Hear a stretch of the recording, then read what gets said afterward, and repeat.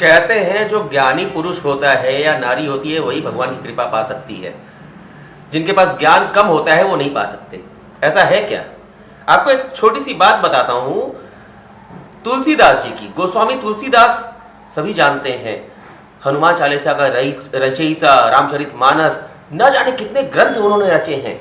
लेकिन उनके जीवन का एक वाकया बताता हूं जो बहुत सारे लोग जानते भी हैं और बहुत लोग नहीं जानते हैं। तुलसीदास जी रोज सुबह नित्य कर्म के लिए, शौच के लिए खेतों में जाया करते थे। अपने साथ लोटा लेकर जाते थे, लोटा में जल लेकर जाते थे और उन्हें भक्ति किस तरह करनी है, क्या नियम है, इसका कोई भान न था, न ज्ञान था। जाते थे, खेतों से होकर लौट आए। जब उन्होंने शौच के बाद जल का उपयोग किया, कुछ जल बचा रह जाता था लोटे में, फिर वहां से वापस लौटते थे। अब उस जल का कोई क्या करेगा? उसे फेंकेगा, सीधी सी बात है।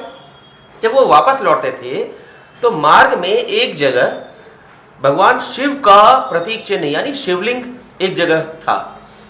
तो वो क्या करते थे, उधर से आते समय बस सीधे लोटा में जो जल बचा हुआ है ऐसे फेंक दिया करते थे, ले कहकर निकल जाते थे। कोई नियम नहीं। आप समझिए किनके ऊपर? भगवान भोले शंकर पर। और कोई भक्ति भाव नहीं, और शौच के लिए गए हैं, हाथ अशुद्ध, शरीर अशुद्ध, मन कैसा है उसकी बात नहीं हो रही है, लेकिन सब कुछ अशुद्ध, न नहाया हुआ आदमी न कुछ। और उस जल को फेंक दिया उन्होंने और फेंक कर आगे बढ़ जाया करते थे।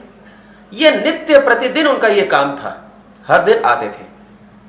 अब एक दिन ऐसे ही वो किसी सोच में, शौच से उठे, जल बचा रह गया और सोच में मग्न होकर वो चल पड़े। उस दिन ध्यान नहीं रहा, उन्होंने जल नहीं फेंका, जो फेंकते थे वो फेंकना भूल गए। अब जब वो कुछ दूर आगे बढ़ गए तब अचानक पीछे से आवाज आई, ए तुलसी।